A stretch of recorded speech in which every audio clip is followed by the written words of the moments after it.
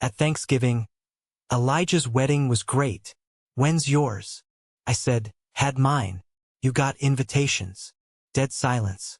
Dad, we never got them. I pulled out delivery receipts all signed for. You threw them away. Before I tell you about the explosive fallout that shattered my family forever, let me know where you are watching from in the comments below. The living room of my childhood home was suffocatingly warm, practically vibrating with the familiar, overwhelming sense of roasted turkey, sage stuffing, and the cinnamon apple pie my mother baked every single year. It was a picturesque American Thanksgiving on the surface. Relatives were sprawled across the expensive leather sofas, digesting their massive meals while a football game played at a low volume on the oversized flat-screen television. But beneath the comfortable surface, the dynamic was exactly the same as it had always been.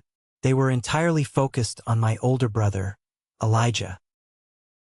I was sitting on a stiff wooden chair near the edge of the room, nursing a glass of water, simply observing the people who shared my last name. My cousin Emily sat directly across from me on the love seat. Emily always had this incredibly annoying habit of swirling her expensive red wine and staring at people like they were exhibits in a local zoo. She took a slow, deliberate sip of her wine, smiled a sharp, condescending smile that didn't reach her eyes, and locked her gaze entirely on me. The room happened to grow just quiet enough for her voice to cut sharply through the ambient noise of the television and the clinking dessert plates. "So, Matthew," Emily said, her tone dripping with that fake, sugary sweetness I had come to despise. "Your brother's wedding last month was absolutely amazing. Literally the social event of the year. The venue, the flowers, everything was just perfect. When is yours going to happen? When are you finally going to settle down, find somebody, and get your life on track like Elijah?" The entire room went completely, uncomfortably silent. Forks literally stopped scraping against porcelain dessert plates. My mother, Linda, paused like a frozen statue with a delicate china coffee cup halfway to her lips. My father, Robert, crossed his thick arms over his chest and looked at me with heavy expectation, waiting for me to stumble over my words or look away in shame. It was the exact same look they had given me my entire life. The judgmental, "when are you going to be more like your brother" look. I did not blink. I didn't shift in my seat. I reached down to the floor next to my leather boots, picked up the thick, heavy manila folder I had purposefully brought with me, and set it squarely on the glass coffee table with a solid thud. I looked right back at Emily, my voice completely steady and stripped of any emotion. "I already had my wedding," I said clearly. "Last summer. You all got invitations." The silence in the room shifted instantly from expectant and mocking to utterly shocked. You could hear the faint hum of the refrigerator all the way in the kitchen. My father's face immediately turned a dark, angry shade of red. He slammed his heavy hand down on the armrest of his leather recliner. "What the hell are you talking about, Matthew? We never got any invitations. You are not married. Stop making things up just to steal your brother's spotlight and ruin this holiday." I didn't argue with him. I didn't raise my voice to defend myself. I simply reached forward and opened the manila folder. I pulled out the first piece of paper, a certified postal delivery receipt printed on bright white paper, complete with an official red stamp and a barcode. I slid it across the smooth glass coffee table directly to my mother. "Here is the delivery confirmation for your exact address," I said, my voice cutting through the heavy, suffocating air of the living room. "Signed for by Linda Morrison on June 15th at exactly 10:47 in the morning." My mother stared down at the paper as if it were a venomous snake about to strike her. Her face drained of all color, turning a sickly, pale white. I reached into the folder, pulled out another receipt, and slid it firmly toward my older sister, Claire. "And here is yours, Claire. Delivered to your apartment complex downtown. Signed by you." I kept pulling out receipts, one by one, methodically distributing the undeniable truth. One for my Aunt Linda, one for my Uncle Joe, one for my cousin Emily.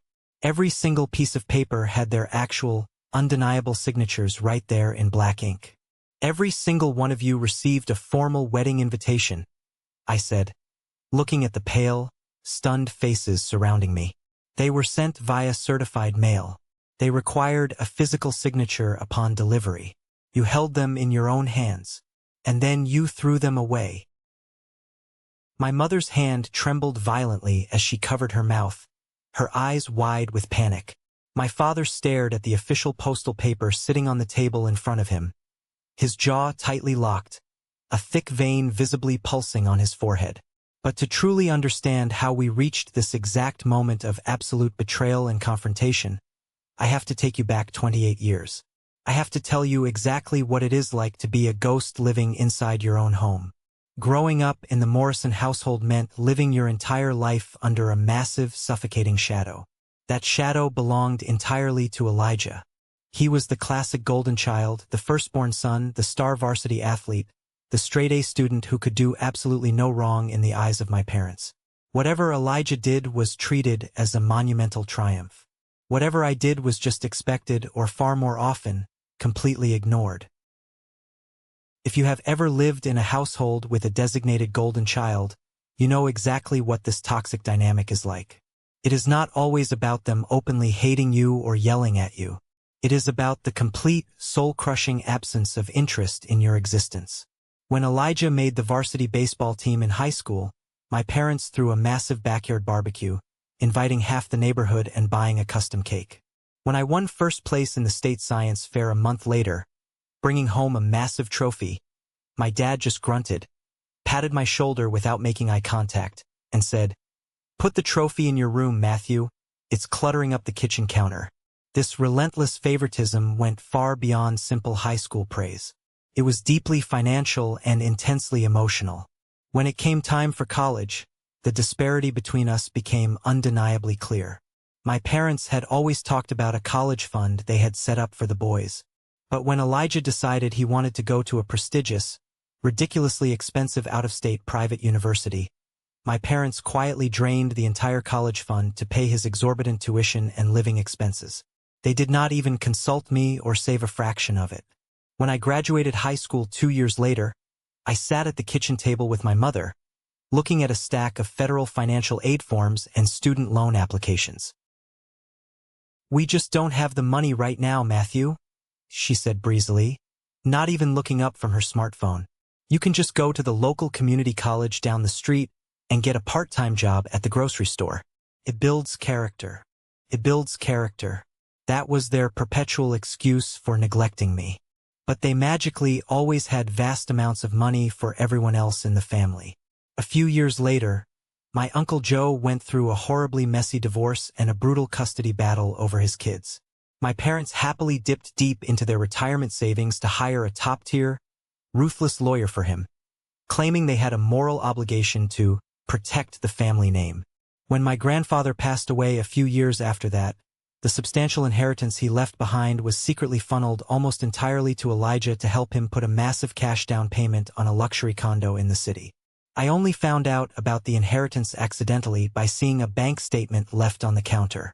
When I confronted my dad about it, he just shrugged his shoulders, completely unbothered. "Elijah has a corporate image to maintain, Matthew," he said flatly. "You work in tech behind a screen all day. You don't need that kind of upscale living space." I learned very early on to stop asking for things. I stopped showing them my report cards when I got straight A's. I stopped telling them about my friends or my interests. I learned to navigate my own childhood home like an invisible ghost, stepping softly on the floorboards, never making demands, and never expecting a single ounce of unconditional love. I convinced myself that if I just worked hard enough, if I achieved something massive and undeniable on my own, they would finally look at me and say they were proud. I was so young, and so painfully naive about how deep their bias truly ran. By the time I turned 26, I had built a highly successful life entirely on my own merits.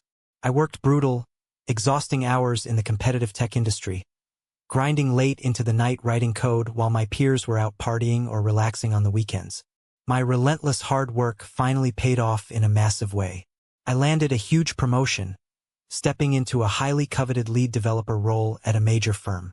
It came with a serious six-figure salary, generous stock options, and a level of financial stability I had never known in my life. For the very first time, I felt like somebody important. I felt like I had finally crossed the finish line. I thought this was it. This was the exact moment I could finally earn my rightful seat at the family table. I invited my parents, Elijah, and my older sister Claire to a very high-end, exclusive steakhouse downtown to celebrate. I paid for the entire expensive dinner in advance, wanting to show them that I was successful and capable. We were sitting in this beautiful, dimly lit restaurant. The professional waiter poured expensive vintage red wine into crystal glasses.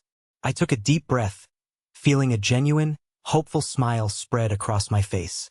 "So, I have some really great news to share with everyone," I said, leaning forward, practically buzzing with excitement. "I just got promoted to lead developer at the firm. I'm managing a dedicated team of 12 people now, and the compensation package is incredible." I waited for the reaction. I waited for my dad to raise his glass in a toast.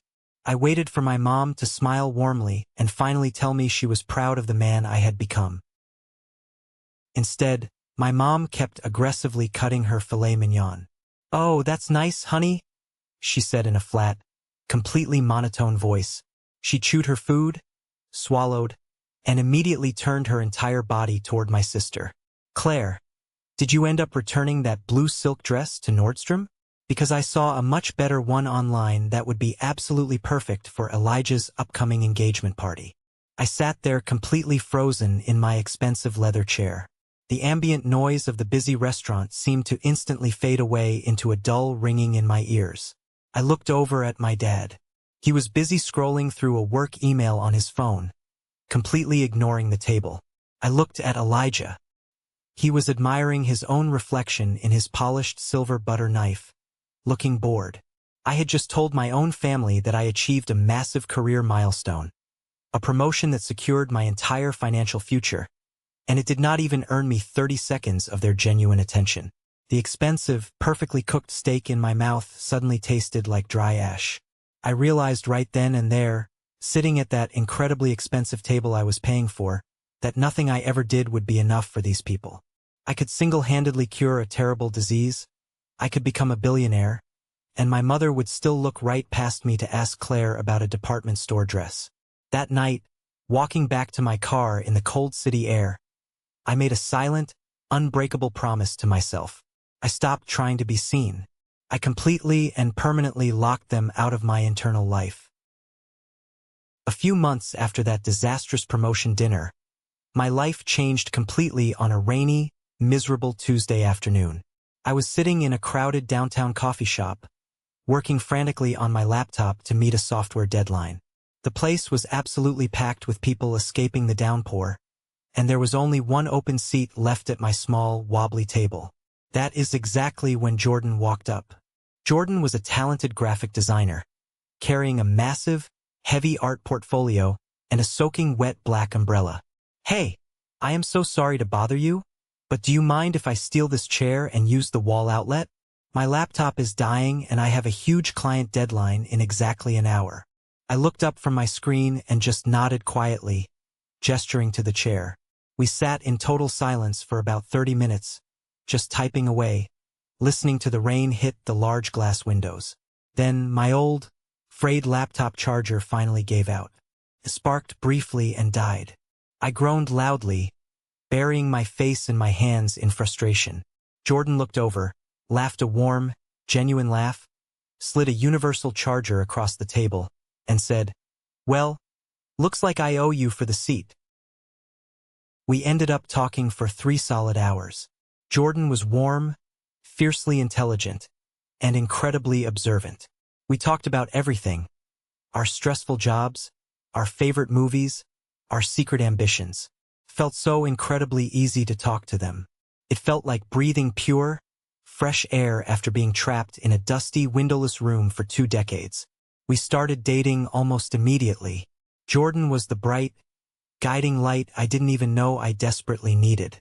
But it did not take long at all for Jordan to notice the dark, oppressive cloud that hovered over me whenever my cell phone rang. One evening, we were in my small apartment, cooking a nice dinner together. My phone buzzed loudly on the kitchen counter. The caller ID flashed Mom. I stared at it, felt my stomach tie into a knot, and let it ring. It went straight to voicemail. 10 seconds later, my dad called. I sighed heavily, wiped my hands on a dish towel, and answered the phone out of sheer conditioning. Matthew, my dad barked loudly into the receiver. No greeting, no asking how I was. Elijah's luxury SUV is in the shop. Go pick him up from his corporate office downtown and take him all the way to his apartment. Do it now. Dad, I'm literally in the middle of cooking dinner. I live 40 minutes away from his office in heavy traffic. He makes great money, he can afford an Uber. Don't be a selfish brat, Matthew. Your brother had a very long, stressful day at the corporate office. Just do what I said and go get him. And then he slammed the phone down, hanging up on me. I stood there in my kitchen, staring blankly at the dark screen of my phone, my jaw tight with quiet rage. Jordan walked over, gently took the phone out of my hand, and set it down softly on the counter. They treat you exactly like you are their unpaid employee, Jordan said softly, looking me right in the eyes. Why do you let them speak to you like that?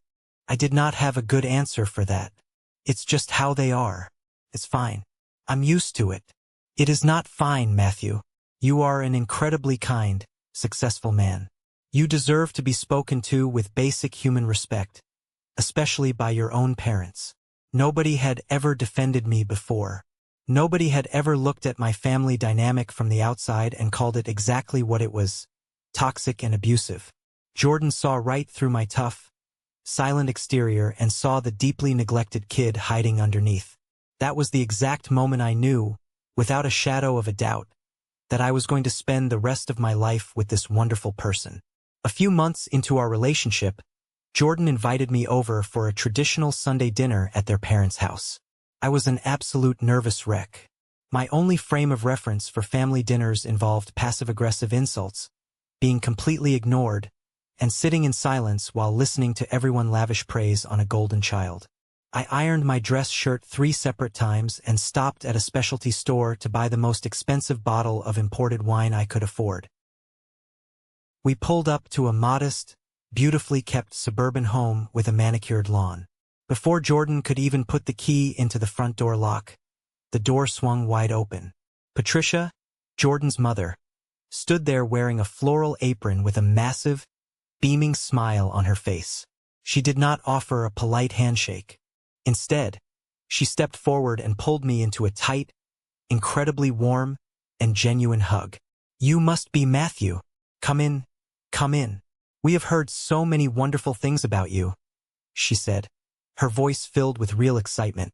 I stepped inside the house, feeling incredibly confused by the warm reception. You have. Of course we have. Jordan talks about you absolutely non-stop. Just then, Jordan's father, Aaron, walked out of the kitchen, wiping his hands on a towel. He gave me a firm, respectful handshake and clapped me warmly on the shoulder. Welcome to the madness, son. Come on in, take your coat off. The pot roast is almost done. That entire dinner was an absolute revelation to me. It shattered everything I thought I knew about families. Nobody looked at their cell phones at the table. Nobody made snide, sarcastic remarks about anyone else. Aaron asked me incredibly detailed questions about my job in the tech industry, genuinely interested in the complex software I was developing. Patricia asked about my hobbies, my favorite books, and what I like to do on the weekends. Jordan's younger sister cracked hilarious jokes and made me laugh until my ribs physically hurt. When I spoke, everybody at the table actually looked right at me. They listened. They actually cared about what I had to say. I felt this strange, heavy, painful lump forming deep in my throat about halfway through the dessert course. I realized, with a sudden wave of emotion, that I was experiencing grief. I was grieving the childhood I was robbed of and the loving family I never had the privilege to grow up in. When we finally said our goodbyes and left, I stayed completely silent as I drove us back to my apartment. The yellow streetlights flickered by in the dark. I gripped the leather steering wheel so hard my knuckles turned pure white. Suddenly, overwhelmed by a tidal wave of emotion. I pulled the car over to the side of the dark road, put it in park, and completely broke down. I started crying. Not just a few quiet tears, but deep, heavy, ugly sobs that shook my entire chest. Jordan quickly unbuckled their seatbelt, slid across the center console, and wrapped their arms tightly around my shaking shoulders. "I'm so sorry," I choked out, wiping my wet face aggressively with the back of my hand. "I don't know why I'm crying like this. Your family is just... they are so incredibly nice to me." "They love you, Matthew," Jordan whispered softly, resting their head gently against mine in the dark car. "Because you are lovable. You just grew up in a house full of blind people who couldn't see your worth." That night, a fragile, dangerous seed of hope was planted deep in my chest. I foolishly thought that if Jordan's family could treat me this well after knowing me for just 2 hours, maybe my own flesh and blood could change. Maybe if I brought Jordan home, if they saw how truly happy I was, they would finally wake up and act like a real family. I decided I was going to bring Jordan to the very next Morrison family dinner. Looking back, it was the biggest mistake of my life. 6 months later, feeling a mix of dread and naive hope, I walked into my parents' formal dining room with Jordan standing firmly by my side. We had just officially gotten engaged the night before. Jordan had a beautiful, sparkling ring on their finger, and we were both practically buzzing with nervous happiness. I was terrified of how my family would react, but Jordan squeezed my hand tightly, giving me the silent courage I desperately needed. The family was already seated around the large oak table. Elijah and his fiancée, Rachel, were holding court at the head of the table like royalty. My mother, Linda, was obsessing loudly over the floral arrangements for Elijah's upcoming, incredibly expensive wedding. "I really think the imported white hydrangeas scream elegance and class," my mother was saying to Rachel, completely ignoring the fact that Jordan and I had just walked into the room. I cleared my throat loudly to announce our presence. "Hey everyone, I want you all to meet Jordan." My father glanced up briefly from his bowl of hot soup. "Hi Jordan. Nice to meet you. Sit down quickly. The food is getting cold." He then immediately turned his head back to Elijah. "So, son, did you talk to the luxury caterer about the prime rib carving station?" Jordan and I sat down quietly. For the next excruciating 40 minutes, nobody at that table asked Jordan a single question. Not where they worked, not where they were from, absolutely nothing. It was exactly like my horrific promotion dinner all over again. But this time, it was 1,000 times worse because I was watching my family blatantly disrespect the person I loved most in the world. I could not take the utter disrespect anymore. I grabbed a heavy silver spoon and tapped it sharply against my crystal water glass. The sharp, piercing, clinking sound finally forced everyone to stop talking and look at me. "Listen," I said, my voice loud, firm, and echoing in the dining room. "Jordan and I have some huge, wonderful news. We got engaged last night." I looked around the large table, waiting. I waited for the gasps of surprise. I waited for my mother to jump up from her chair and hug us both. I waited for my brother Elijah to finally congratulate me on something. Silence. Heavy, suffocating silence. My mother blinked rapidly. She looked down at Jordan's diamond ring, frowned slightly, and then looked back up at me. "Oh, well, congratulations, Matthew. That is very sudden." "We've been dating for over a full year, Mom," I said, feeling the familiar, painful tightness in my chest return. My father wiped his mouth aggressively with a linen napkin. "Well, marriage is a very expensive endeavor. Don't expect us to foot the bill for any of this, Matthew. We are already stretched incredibly thin paying for Elijah's massive wedding. I didn't ask you for a single dime of your money, Dad," I said, my voice dropping to a dangerous, icy whisper. "Good," my older sister Claire chimed in from across the table, rolling her eyes dramatically. "Because Elijah's wedding needs to be absolutely perfect. Speaking of which, Mom, did you call the country club venue about the valet parking situation?" And just like that, with a snap of her fingers, the conversation shifted entirely back to Elijah. 30 seconds. That is exactly how long my life-changing engagement announcement lasted in my family's minds. 30 brutal, humiliating, soul-crushing seconds. I looked over at Jordan. Jordan looked right back at me, their eyes filled with deep, heartbreaking pity and understanding. I realized right then that my foolish hope was completely dead. They were never, ever going to change. They were never going to see me as an equal. Right there at that dinner table, I made a silent, unbreakable vow. I was going to marry Jordan, but I was going to do it entirely on my own terms. And I was going to expose my family for exactly who they were.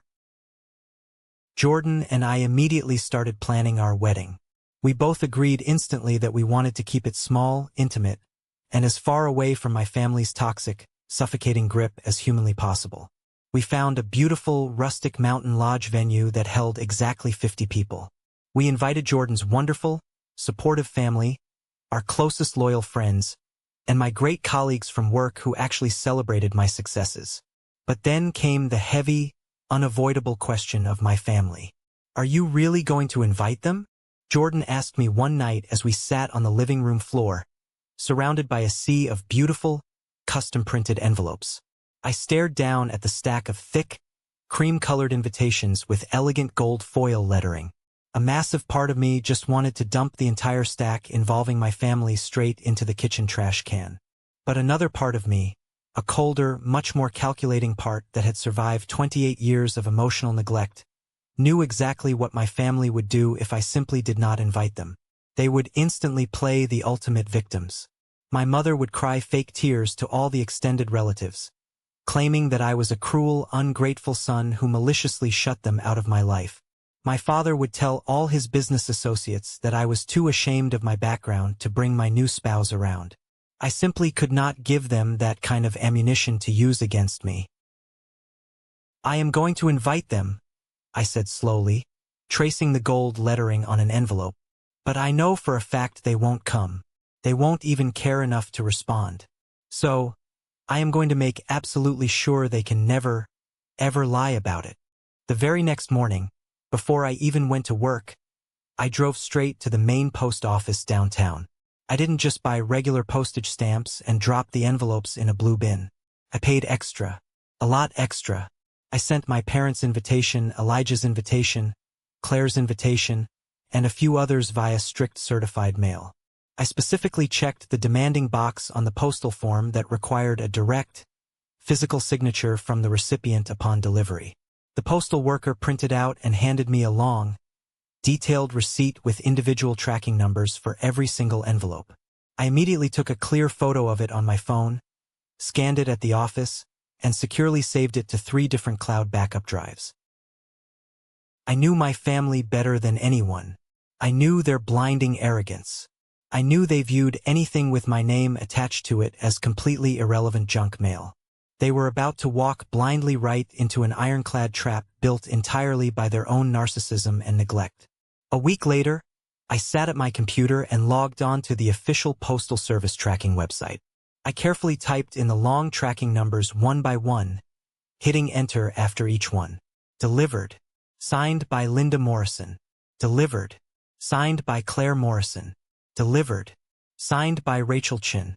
I saved and printed out the digital delivery confirmations, making sure the timestamps and signature images were perfectly legible. I neatly placed them into a thick manila folder and shoved it deep into the bottom drawer of my home office desk. The trap was perfectly set. Now all I had to do was sit back and wait for the inevitable silence. The absolute final deadline to RSVP for our intimate mountain wedding was exactly July 15th. Throughout the entire month of June and the blazing hot early weeks of July, my cell phone constantly vibrated on my desk. But the notifications were never for me. It was the Morrison Family Updates group chat firing off constantly. It was a relentless, daily, exhausting barrage of messages entirely focused on Elijah's upcoming mega wedding. Elijah finally found his custom Italian tuxedo, followed by 10 heart emojis and fire emojis from Claire.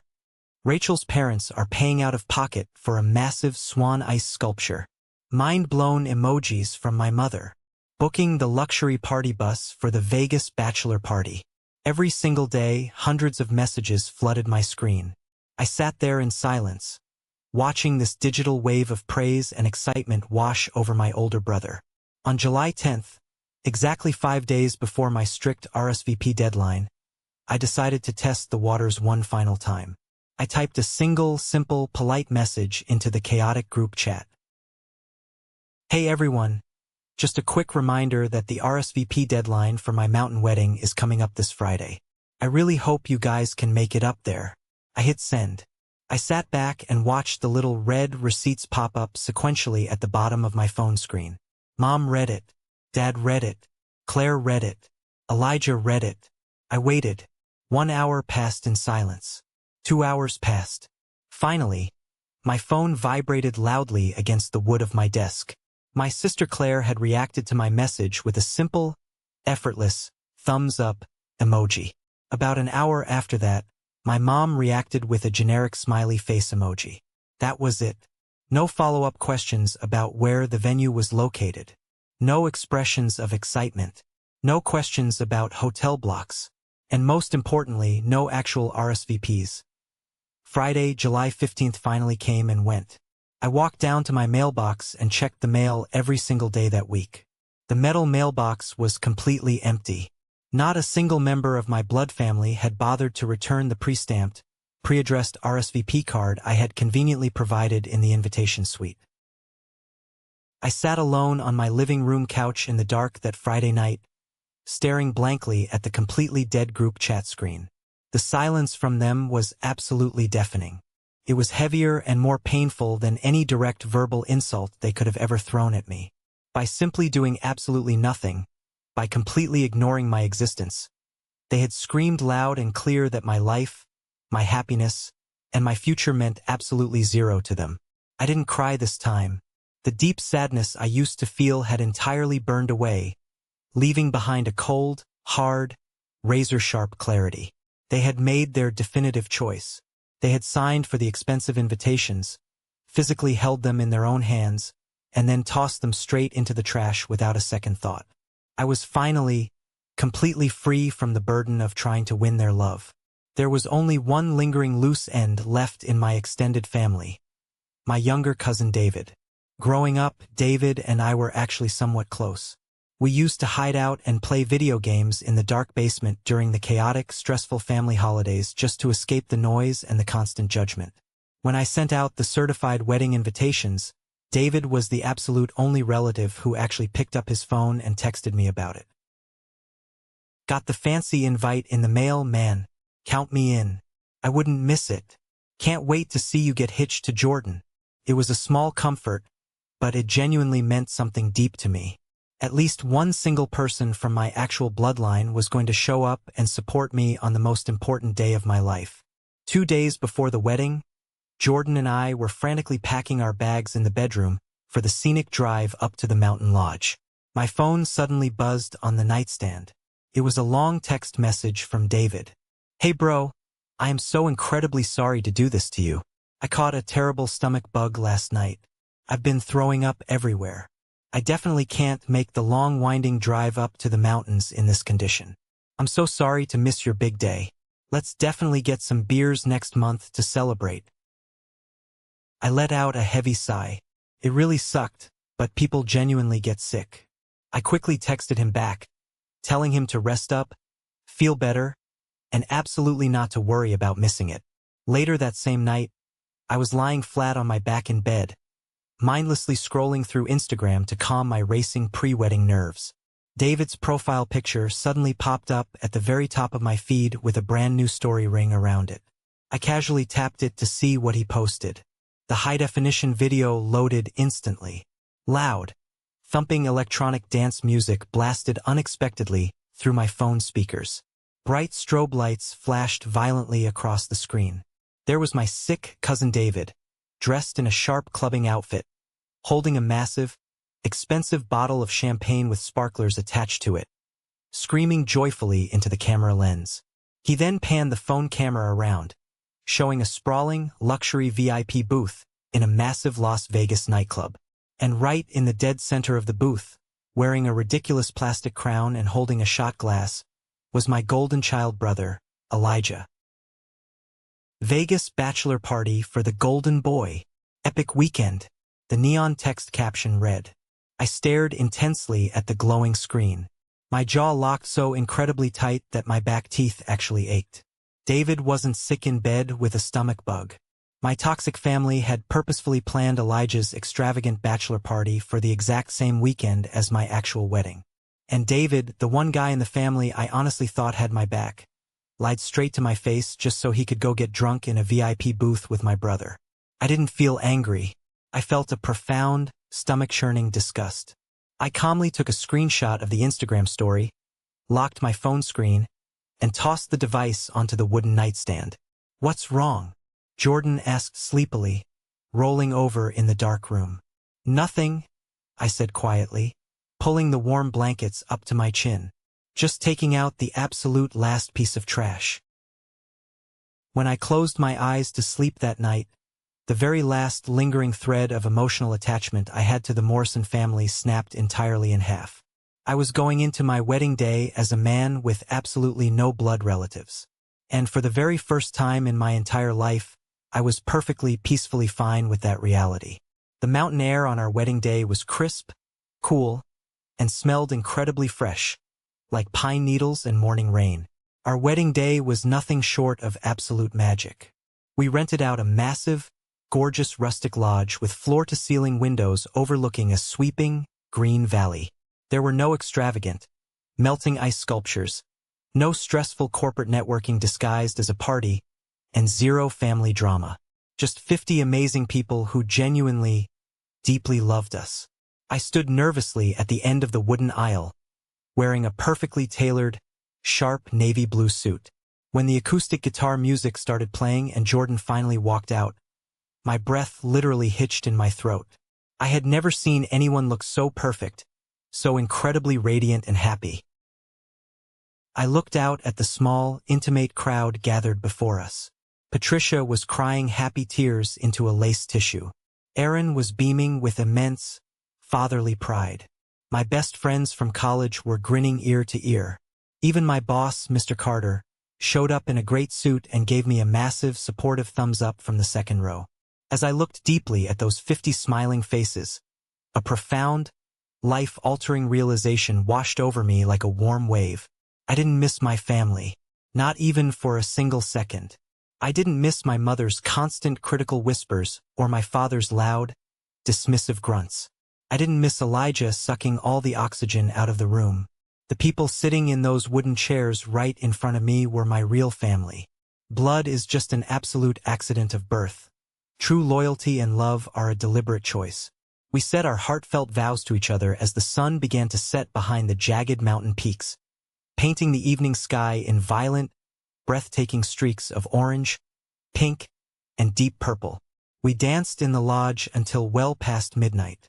We drank cheap, cold beer from a cooler and ate incredible, messy barbecue from a local food truck we hired. It was hands down the absolute best night of my entire life, completely untainted by the dark ghosts of my miserable past. When we finally got back to our quiet hotel room, exhausted but thrilled, I took off my suit jacket and looked down at the shiny, heavy gold band resting on my left hand. I was officially a married man. I belonged to someone wonderful, and someone wonderful belonged to me. I casually picked up my cell phone from the nightstand just to check the time. I had 42 unread notifications burning a hole in the Morrison family group chat. I opened the app out of pure, morbid curiosity. Elijah is so unbelievably hungover. Vegas was absolutely insane. David had written, posting a blurry picture of Elijah lying face down on a messy hotel bed. Make sure he drinks plenty of water. We desperately need him looking fresh and depuffed for the final tuxedo fitting next week. My mother replied frantically. Not a single message in that chat asking how my wedding went. Not a single text checking to see if the weather held up or if I was okay. They didn't even know I was officially married. And they clearly didn't care. I turned the phone completely off, threw it into my open suitcase, and went back to my amazing spouse. For long months later, the grand circus finally arrived in town. It was time for Elijah's self-proclaimed event of the decade wedding. The chosen venue was a massive, outrageously expensive private vineyard located upstate. There were live string quartets playing classical music, uniformed valets aggressively driving luxury cars like Porsches and Ferraris, and a bloated guest list packed tightly with my father's wealthy business associates and golf buddies. It felt significantly less like a warm celebration of human love and much more like a cold, calculated corporate merger. I attended the event completely alone. Jordan flat out refused to go and subject themselves to my family, and I absolutely did not blame them one bit. I walked through the massive double doors into the reception hall wearing my absolute best tailored suit, and prominently displayed right there on my left hand was my gleaming gold wedding band. I had been wearing it proudly every single day for 4 months. I quickly found my mother standing near the grand entrance, frantically adjusting the massive, gold-framed seating chart. "Hi, Mom," I said smoothly. She barely even glanced in my direction. "Matthew, good, you made it. Your suit looks a little wrinkled in the back. But whatever, there's no time to fix it. Go find your assigned seat. The grand entrance is starting very soon." She didn't look down at my hand, not even a passing glance. During the lavish cocktail hour, I purposely stood directly next to my father and my Uncle Joe near the open bar. I deliberately held my cocktail glass in my left hand. I even repeatedly tapped my heavy wedding ring loudly against the crystal glass while they talked. Clink, clink, clink. "Anyway, the stock market is incredibly volatile right now," my dad was saying loudly to Joe, completely oblivious to the loud metallic clicking happening right in front of his face. The absolute, willful blindness of these people was truly staggering to witness firsthand. I was a legally married man, standing right in front of their faces, practically flashing a bright neon sign, and their brains simply, stubbornly refused to process any new information related to me. When it was finally time for the 5-course plated dinner, I walked over to look for my name on the massive seating chart. My parents, naturally, were seated at table 1 right by the sweetheart table. Elijah's loud college fraternity friends were at table 2. My younger cousins were at table 4. I was placed at table 12. Table 12 was shoved into the very back, dark corner of the massive room, directly next to the loud, swinging kitchen doors where the waitstaff rushed in and out. I was seated with 3 of my father's incredibly distant, boring coworkers, a random second cousin I hadn't seen in over 10 years, and 1 completely empty chair. I sat there silently eating dry, overcooked chicken, watching my father stand up proudly at the front of the room to give his highly anticipated toast. "Elijah," my father said loudly into the microphone, raising his crystal champagne glass high, his voice thick with fake, performative emotion. "You have always been the absolute pride of this entire family. You are a natural-born leader, a true visionary, and today you officially become a husband. We could not possibly be more proud of the incredible man you are." The massive room erupted into thunderous, standing applause. I took a very slow, calm sip of my ice water. I looked across the room at the golden child, happily basking in the glowing spotlight of his seemingly perfect life. The profound injustice of it all used to burn me up fiercely inside. But sitting there at pathetic table 12, I felt absolutely nothing but a cold, highly calculated calm wash over me. I knew Thanksgiving was only a few short weeks away. I knew my controlling mother had already mandated in the group chat that absolutely everyone must attend the upcoming family dinner. They naively thought this wedding was the absolute peak of their perfect family narrative. They had absolutely no idea the massive, destructive storm that was coming for them very soon. I quietly slipped out of the back doors and left the lavish wedding before they even cut the ridiculous 6-tier cake. Nobody even noticed I was gone. I drove home in the pitch dark, my gold wedding ring occasionally catching the passing light from the street lamps. The countdown to Thanksgiving had officially begun. The weeks between Elijah's lavish vineyard wedding and Thanksgiving were some of the quietest, most focused days of my entire life. I woke up every morning, went to my demanding tech job, ate dinner with Jordan, and went to sleep. On the surface, I was completely normal. But internally, I was a man meticulously preparing for a hurricane. My mother had sent out her standard dictatorial group text in early November. She demanded that absolutely everyone in the Morrison family be present for Thanksgiving dinner at their house. She explicitly stated there were no excuses allowed, heavily implying that this was going to be a massive celebration of Elijah's new marriage. I stared at that message for a long time. I knew this was my absolute final opportunity. If I did not do this now, I would spend the rest of my life letting them control my narrative. I would forever be the bitter, invisible younger brother who just faded away into the background. I refused to let that happen.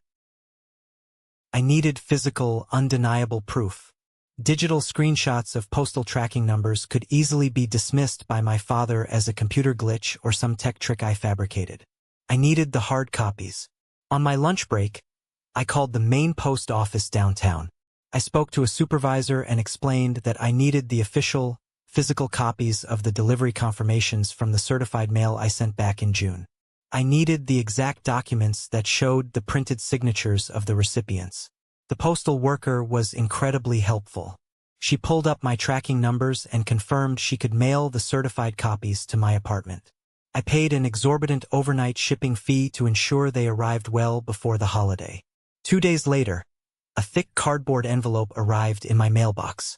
I took it inside, sat at my kitchen island, and carefully sliced it open. Inside were the official, watermarked postal documents. They were beautiful.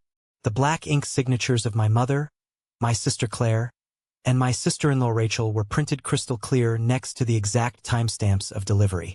These were legal, binding documents. If there was ever a dispute over inheritance or a legal battle requiring a lawyer, these were the exact types of documents that held up in federal court. They were absolute, undeniable proof of my family's total negligence. I bought a heavy, dark manila folder and placed the documents inside in a very specific order. I put my mother's receipt right on top. I left the folder sitting on the entryway table next to my keys. Jordan walked into the apartment after work, took off their coat, and noticed the folder sitting there. They knew exactly what was inside it. Jordan walked over to me, wrapping their arms around my waist. "Are you absolutely sure you want to go through with this, Matthew? This is the nuclear option. Once you put those papers on that dining table, there is no going back. You are going to blow up the entire family dynamic permanently." I leaned down and kissed Jordan's forehead. "I know, and I am entirely at peace with it. The family dynamic blew me up a long time ago, Jordan. I was never truly a part of it. I was just a prop they kept around to make their family photos look complete. I need them to look at the physical evidence of what they did. Even if they try to deny it, I need to say it out loud." Jordan nodded slowly, their eyes filled with deep understanding and support. "What happens after you show them?" "I walk out," I said firmly. "I walk out, I get in my car, and I come right back home to you. And I never look back." "Promise me you will not let them gaslight you," Jordan said softly. "Promise me you won't let your father turn this around and make you feel guilty." "I promise. I am done carrying their guilt." Thanksgiving morning arrived cold, gray, and bitterly windy. I woke up early, took a hot shower, and put on a nice, simple sweater and dark jeans. Nothing overly formal, just armor for the battle ahead. I grabbed my car keys, my wallet, and the heavy manila folder. Jordan walked me to the front door, handing me a travel mug of hot black coffee. "You are stronger than they ever gave you credit for," Jordan said, giving me a tight, reassuring squeeze. "I love you. Call me the second you leave." I drove the 30 minutes to my parents' house in total silence. I didn't turn on the radio. I just listened to the hum of the tires on the cold asphalt. Every street corner, every stoplight brought back a flood of childhood memories. Memories of being overlooked. Memories of standing in the shadows while Elijah soaked up the sun. I parked my car on the street right in front of my childhood home. The driveway was completely packed with expensive cars. I sat behind the steering wheel for 5 full minutes, just staring at the front door. My heart was pounding hard against my ribs. I took one massive, deep breath, grabbed the folder from the passenger seat, and walked up the concrete path to end my family ties forever. I rang the doorbell and waited. The heavy oak door swung open, and my mother stood there wearing a festive apron. She threw her arms open in a wide, theatrical gesture. "Matthew, there you are. We were starting to wonder if you were going to show up at all. Come in. Get out of the cold." She pulled me into a quick, mechanical hug. Felt completely hollow. I stepped inside, immediately hit by the overwhelming wall of heat and the smell of roasting turkey. The house was absolutely packed. My Aunt Linda, Uncle Joe, my cousins Emily and Jason, my sister Claire, and of course Elijah and Rachel. They were all crowded into the living room, laughing loudly and drinking expensive wine. "Look who finally decided to join us," my father called out from his leather recliner, not even bothering to stand up.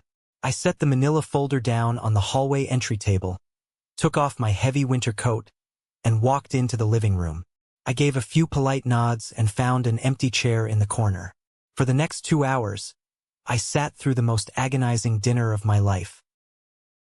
The entire meal was a relentless tribute to Elijah. Elijah and Rachel talked endlessly about their luxury honeymoon in Italy. They passed around a tablet showing professional photos of them drinking wine on the Amalfi Coast. Everyone at the table gushed over how beautiful they looked. My father talked about how proud he was of Elijah's latest corporate presentation. Claire talked about a promotion she was hoping to get. I ate my turkey in silence. I answered direct questions with short, polite sentences, but I offered absolutely nothing else. I was just biding my time, waiting for the inevitable moment when the spotlight would swing toward me, purely out of obligation or boredom. It happened right after the pumpkin pie was served. We had all migrated back into the living room. The football game was droning on the television. My cousin Emily, sitting across from me, swirled her wine and smiled her condescending smile. "So, Matthew," Emily said loudly, cutting through the chatter, "your brother's wedding last month was absolutely amazing. Literally the event of the year.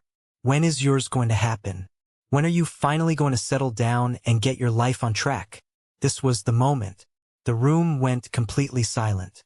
Everyone looked at me, waiting for my usual uncomfortable shrug, waiting for me to shrink down and let them feel superior. I stood up slowly from my chair. I walked calmly out into the hallway, picked up the thick manila folder from the entry table, and walked right back into the center of the living room. I stood by the glass coffee table, looking directly at Emily. "I already had my wedding," I said, my voice projecting clearly across the room. "Last summer. You all got invitations." The reaction was instantaneous. My father's face flushed a deep, furious crimson. He slammed his hand down on the armrest. "What the hell are you talking about, Matthew? We never got any invitations. You are not married. Stop making things up just to steal your brother's spotlight." I didn't flinch. I opened the manila folder. The crisp sound of the paper sliding out seemed to echo in the quiet room. I pulled out the first postal receipt, leaned over the coffee table, and slid it directly in front of my mother. "Here is the official delivery confirmation for this exact address," I said. "Signed for by Linda Morrison on June 15th at 10:47 a.m. My mother looked down. The blood instantly drained from her face, leaving her looking physically ill. Her mouth opened slightly, but no words came out. I reached back into the folder. I pulled out the next receipt and slid it across the table toward Claire. "Here is yours, Claire. Delivered to your apartment. Signed by you." I pulled out the third receipt and handed it directly to Rachel. "And here is the one delivered to your condo. Signed for by Rachel Chin." I looked around the room. I made direct eye contact with every single person who had ignored me. "Every single one of you received a formal wedding invitation. I sent them via certified mail because I knew exactly how little you cared about me. I knew you would ignore it. They required a physical signature upon delivery. You held those envelopes in your hands. You saw my name on the return address. And then you threw them in the garbage." My father leaned forward, looking at the receipt sitting in front of my mother. "Linda, what is this?" he demanded, his voice dropping in confusion. My mother's hands began to shake violently. She looked up at me, tears suddenly welling in her eyes. Matthew, I, I saw the envelope, but I didn't think you were serious. I thought it was just a joke. A joke? I asked, my voice dangerously calm. A heavy, gold-lettered envelope from a stationery company, sent via certified mail, and you thought it was a joke? What part of my life has ever been a joke to you? Rachel started crying softly on the sofa. I saw his name on it, she whispered to Elijah, who looked completely stunned. I thought it was junk mail. I'm so sorry. I didn't open it. You didn't open it? I repeated loudly, making sure the entire room heard it. Because an envelope with my name on it is considered literal garbage in this family. The living room descended into absolute chaos. Claire was staring at her own signature on the receipt, shaking her head rapidly. This isn't fair, Matthew. You are always so quiet. You never tell us anything about your life. How were we supposed to know you were seriously dating someone? I brought Jordan to this exact house for dinner. I fired back instantly, pointing at the dining room. I sat right there at that table and told you all I was engaged. Do you remember what happened? Mom said, "Congratulations," and then immediately spent the next hour talking about the valet parking for Elijah's wedding. My engagement earned exactly 30 seconds of your time. My father stood up. He was a tall, imposing man, but I did not step back. Now listen here, he yelled, pointing a thick finger at my chest. This is not how you handle family business. If you genuinely wanted us at your wedding, you should have called us. You should have made it clearer. You don't just send a piece of mail and expect everyone to drop what they are doing. I sent certified legal mail, Dad, I said, my voice rising over his. How much clearer could I possibly be? That is the universal standard for inviting people to a wedding. You all knew exactly what to do when Elijah's invitations went out. Everyone RSVP'd immediately. The group chat had hundreds of messages. But for me, absolute silence. I reached into my pocket and pulled out my cell phone. I opened the group chat and held the screen up. I even sent a reminder message in July. Claire gave it a thumbs up. Mom gave it a smiley face. Not a single person asked a follow-up question. Not a single person cared. My mother was openly sobbing now, clutching a napkin to her face. We made a terrible mistake, Matthew. Please, you have to forgive us. We didn't understand. You understood perfectly, I said, my voice turning to ice. You just didn't care. And you want to know the absolute worst part of all of this? The part that proves exactly how invisible I am to all of you. I held up my left hand. I spread my fingers wide so the heavy gold wedding band caught the light from the chandelier overhead. I have been wearing this wedding ring for 4 months. I wore it to Sunday brunch at this house. I wore it to Elijah's massive vineyard wedding. I sat at table 12, the furthest table in the room, and I tapped this exact ring against my glass while you were standing right next to me. Dad, not a single one of you noticed it. Not one. Because you do not look at me. You have never looked at me. The silence that followed was absolute. It was the heavy, suffocating silence of total defeat. My father slowly lowered his hand and sank back into his leather recliner, his eyes fixed on the gold band on my finger. Elijah looked away, staring firmly at the floor. Claire covered her mouth, looking genuinely horrified by her own behavior. I looked at the people who were supposed to love me unconditionally. I saw their embarrassment, their shame, and their pathetic attempts to save face in front of the extended relatives. This is the moment that changes everything, the moment I finally took back control of my life. Thank you so much for your patience and for staying with me until now. You've been amazing.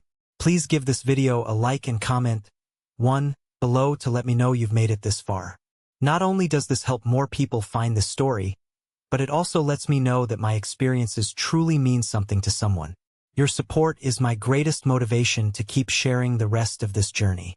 I slowly bent down, gathered the postal receipts from the coffee table, and placed them neatly back into the manila folder.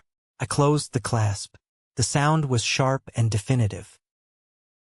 My wedding was absolutely beautiful, I said quietly, looking directly at my weeping mother.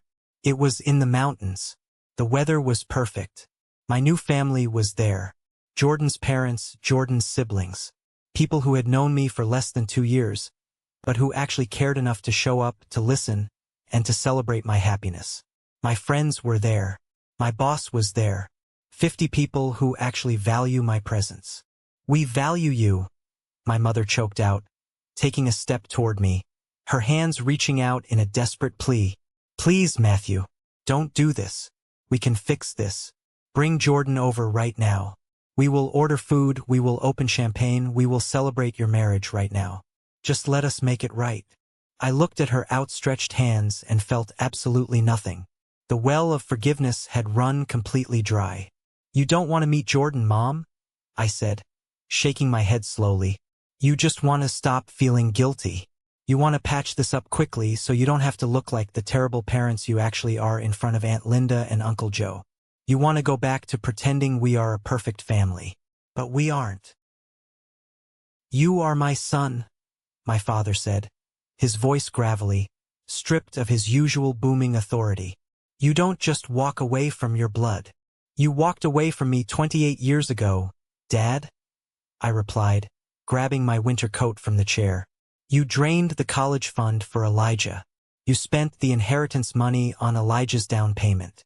You never asked about my career. You never cared about my salary. You just kept me around to fill an empty chair. I am done filling the chair." I shoved my arms into my coat sleeves and zipped it up. "Matthew, please," Claire cried out, standing up. "We are a family. People make mistakes. Throwing away my wedding invitation wasn't a mistake, Claire," I said, walking toward the front hallway. "It was a choice. Ignoring my text was a choice. Treating me like a ghost was a choice. And now I am making mine." My mother ran into the hallway, physically blocking the front door. Tears were streaming down her face, ruining her expensive makeup. "If you walk out that door right now, Matthew, you are breaking this family's heart." I looked down at the woman who gave birth to me. "If you actually loved me, Mom, you would have opened the envelope." I gently but firmly reached out, moved her by the shoulders out of my way, grabbed the brass handle, and pulled the heavy oak door open.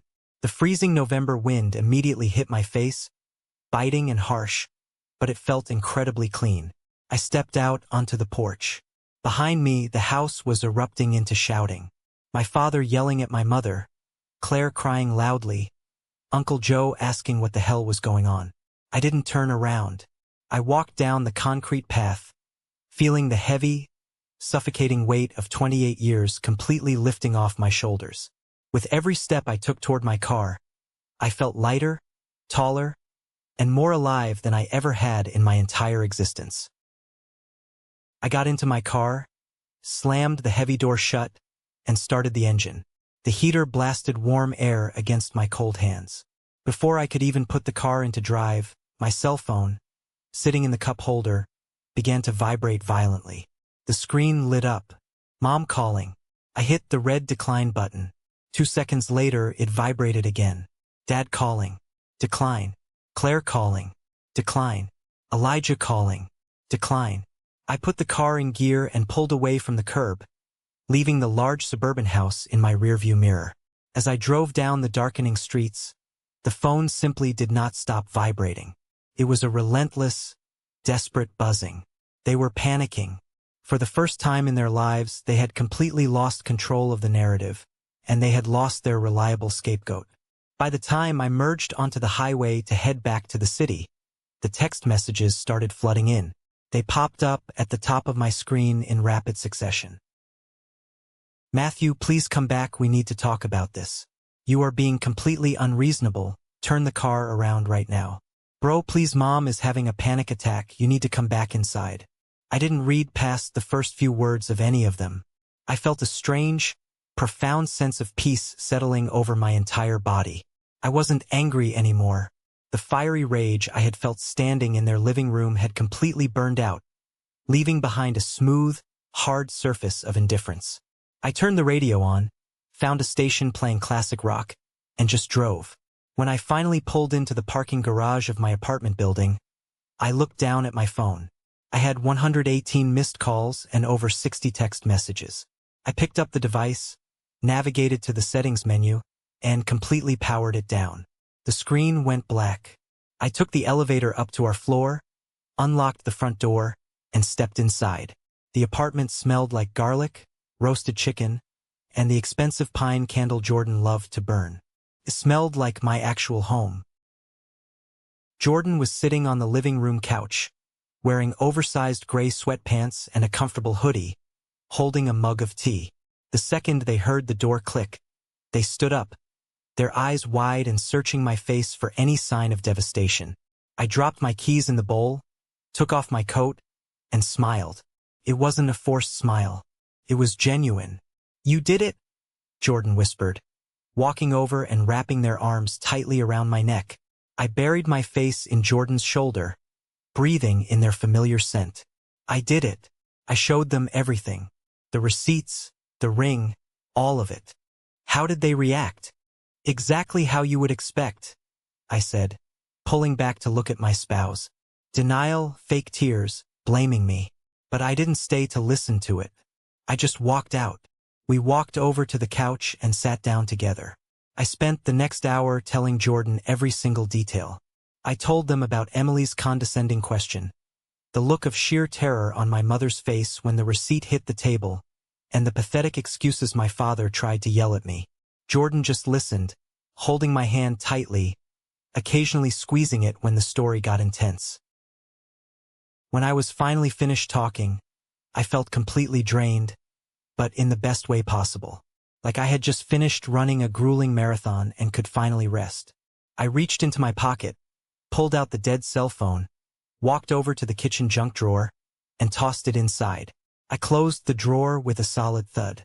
"You're not going to turn it back on?" Jordan asked.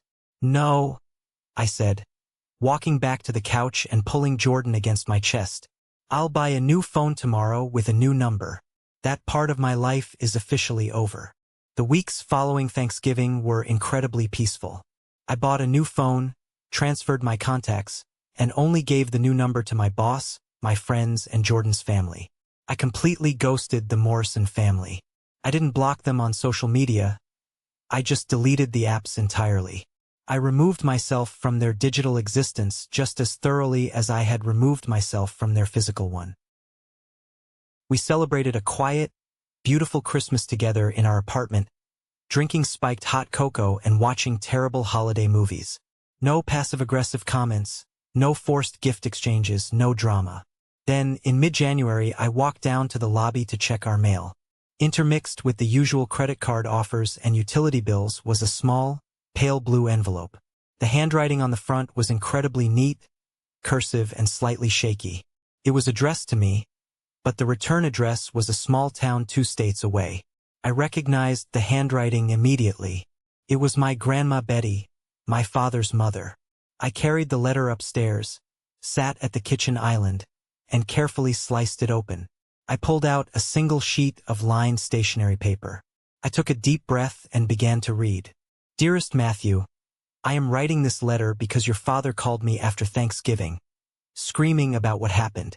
He told me you came over and ruined the holiday by yelling about a secret wedding. Matthew, I need you to know the absolute truth. I never received an invitation to your wedding. If I had known you were marrying that wonderful person you told me about on the phone last year, I would have bought a plane ticket and been there in a heartbeat, even with my bad knees. I pressed your father for the truth. He finally admitted that your mother, Linda, intercepted the mail. She saw the certified letters arriving at the house. She knew exactly what they were, but she intentionally hid mine, and she threw hers away, because she was terrified that your wedding would distract the extended family from Elijah's big vineyard wedding. I am so incredibly sorry, my sweet boy. You have always been such a bright, wonderful light in this family, and it breaks my heart that they treated you so cruelly. Please know that I love you very much. I hope you and Jordan are immensely happy. Please send me a picture of the ceremony if you have one. Love always, Grandma Betty." I sat perfectly still, staring at the blue ink on the page. The sheer, calculating toxicity of my mother was almost hard to comprehend. She didn't just ignore my invitation. She actively intercepted my grandmother's mail to ensure I would have absolutely no one from my family at my wedding. She deliberately sabotaged me just to protect the golden child spotlight. Any tiny, microscopic lingering doubt I had about cutting them off evaporated instantly. I was dealing with deeply broken, manipulative people. When Jordan came home, I showed them the letter. Jordan read it and sighed heavily. "I am so sorry, Matthew. That is purely evil." "Don't be sorry," I said, taking the letter back and smiling softly. "It just proves I made the absolute right choice. And it proves my grandma actually loves me." The next day, I went to a local print shop. I printed out a beautiful, high-quality 8 by 10 photograph of Jordan and me standing at the mountain altar, holding hands and laughing. I bought a nice silver frame, carefully packaged it, and mailed it directly to Grandma Betty, along with a handwritten card thanking her for her love and promising to call her from my new number. It was the only connection to my past I chose to keep. Fast forward 6 months. It was early summer, exactly 1 year since Jordan and I had gotten married. My professional life had taken off like a rocket. The tech firm I worked for was officially acquired by a massive global corporation. During the intense transition period, I stepped up and successfully managed the integration of our software systems. My direct boss, Mr. Carter, the CEO who had attended my wedding, called me into his massive corner office one Friday afternoon. "Matthew," Mr. Carter said, leaning back in his leather executive chair, "you have been absolutely instrumental during this merger. The new corporate board is incredibly impressed with your leadership. We are officially creating a new position. I want you as the Senior Director of Engineering for the entire North American division." I was completely stunned. The promotion came with a massive salary increase, an executive bonus structure, and a level of authority I had only dreamed of. All those late nights, all that grinding, had finally paid out in the biggest way possible. I rushed home and celebrated with Jordan. We opened an expensive bottle of champagne and immediately started looking at real estate listings, realizing we could finally afford to buy a beautiful house in the suburbs. But the universe has a very funny way of balancing the scales. Karma rarely acts quickly, but when it finally arrives, it hits with devastating precision. Later that week, I got a text message from my younger cousin Samuel. Samuel was the quiet kid in the family, the one who always kept his head down to avoid my parents' wrath. I had given him my new number a few months prior just to stay in touch. "Hey man," Samuel texted. "Just wanted to give you a heads up on some crazy family drama. Thought you might want to know." "What happened?" I replied. "Elijah got fired." I stared at the screen, my eyebrows shooting up. "Fired? From the corporate firm?" Samuel typed back quickly. "Yeah." The firm went through a massive restructuring. Apparently, Elijah's performance has been terrible for the last year. He was completely coasting. They laid off his entire department, but they specifically didn't offer him a severance package because of some major HR complaints about his arrogance. He is completely broke. He blew through all that inheritance money on the wedding and the luxury condo. He had to break his lease. I took a slow sip of my coffee, reading the text over again to make sure I wasn't hallucinating. "Where is he living?" I asked. "He and Rachel had to move back into his old childhood bedroom at your parents' house. Your dad is furious because he has to support them, and your mom is having a meltdown because Rachel is constantly fighting with her about the cooking. The house is a complete war zone." I set my phone down on the kitchen counter. For 28 years, I had watched my parents sacrifice my college fund, my emotional well-being, and my sanity to build a golden pedestal for Elijah. They had bet their entire family legacy on him. And now, the golden boy had lost his high-paying job, lost his luxury condo, and was sleeping in his childhood twin bed while his new wife fought with his mother in the kitchen. I didn't reply to Samuel. I didn't need to gloat. I didn't need to call my parents and rub my massive new senior director salary in their faces. The absolute best revenge in the world is living a massively successful, happy life while the people who hurt you slowly destroy themselves with their own toxicity. I simply picked up my coffee, walked over to Jordan, and kissed them deeply. By late August, Jordan and I officially moved out of our cramped city apartment and bought a beautiful, spacious house in a quiet, tree-lined suburb. It had a massive backyard, a huge kitchen with a marble island, and plenty of room for us to grow. To celebrate the new house and my massive promotion, we decided to host a late summer dinner party. We invited Jordan's parents, Patricia and Aaron, Jordan's sister Maya, and a dozen of our closest friends and colleagues.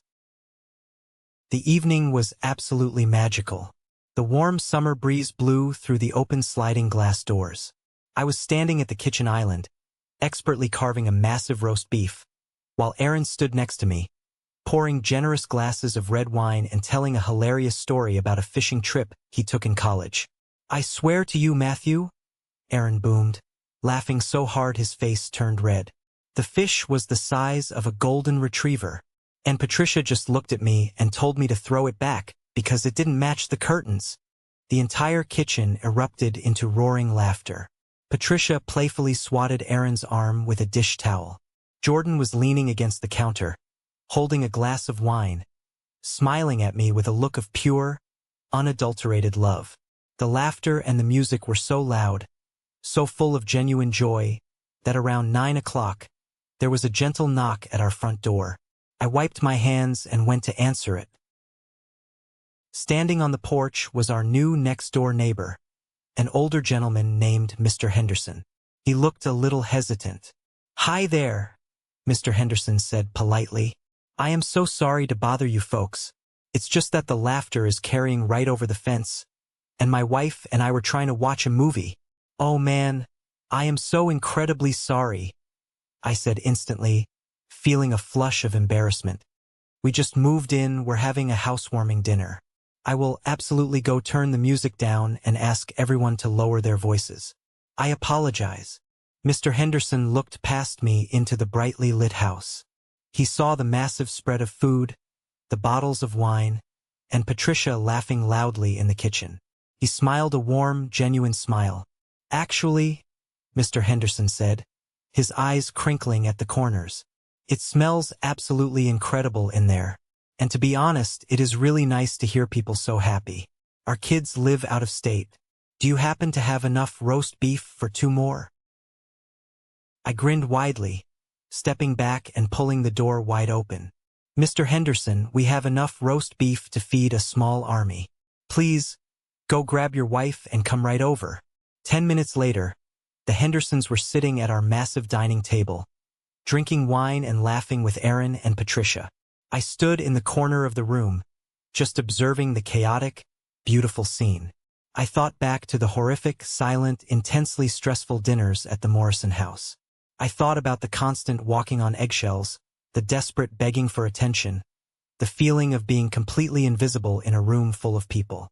Looking at my new living room, filled with loud, boisterous, loving people who actually wanted to be there, who actually wanted to share a meal with me, I realized I had finally done it. I had broken the generational curse. I had built the family I always deserved. The dinner party finally wound down around midnight. The guests hugged us warmly. The Hendersons promised to have us over for a barbecue next weekend, and Patricia and Aaron drove back to their house. Jordan and I spent the next hour quietly cleaning up the kitchen. We loaded the massive dishwasher, wiped down the marble counters, and put the leftover food into containers. The house was quiet again, but it was a comfortable, settling quiet. I walked into my new home office to turn off the desk lamp. I opened the bottom drawer of my heavy wooden desk to put away some mail. Sitting right there in the very back of the drawer, covered in a thin layer of dust, was my old powered-down cell phone. I had brought it with us during the move, mostly out of habit, but I hadn't touched it or charged it in almost a year. As I reached in to push it further back into the dark corner, my finger accidentally brushed against the power button. To my complete surprise, the screen flickered weakly to life. It must have had a tiny sliver of battery power left.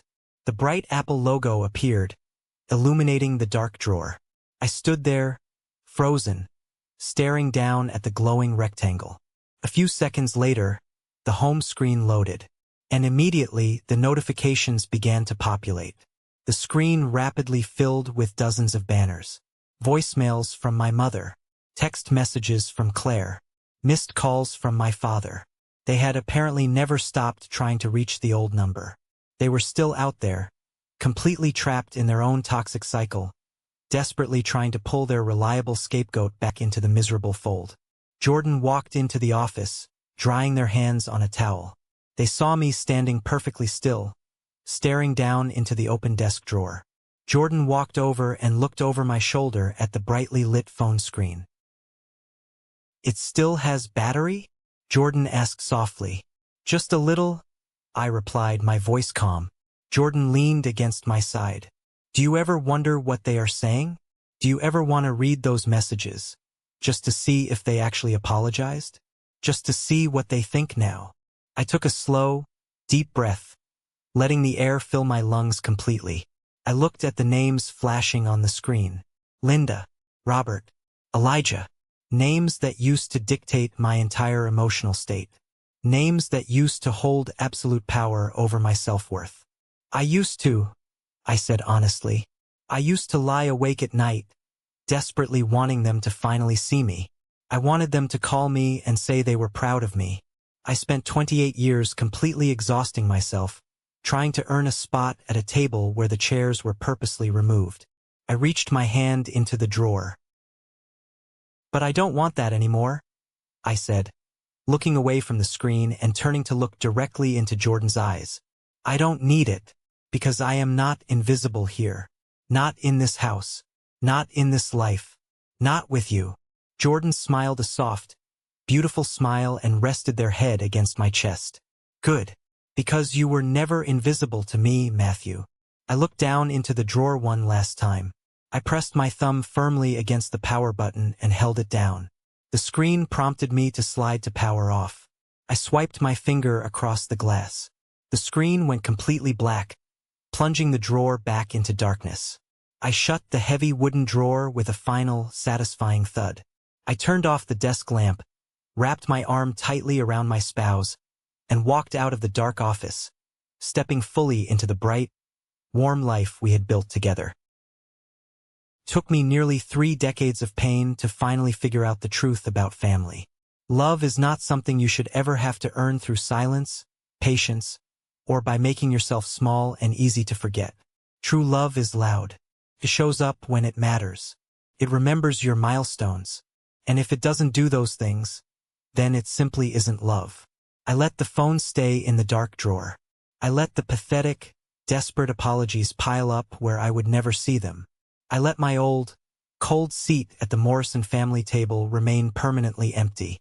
And in the massive, beautiful space they left behind, I built something real. Thank you for sticking around and listening to my story. I hope this resonated with you in some way. Family dynamics can be incredibly complicated, and sometimes the hardest, most painful choice you ever make is also the most necessary one for your own survival. Walking away from the people who are supposed to protect you is terrifying, but I promise you, the peace you find on the other side is absolutely worth it.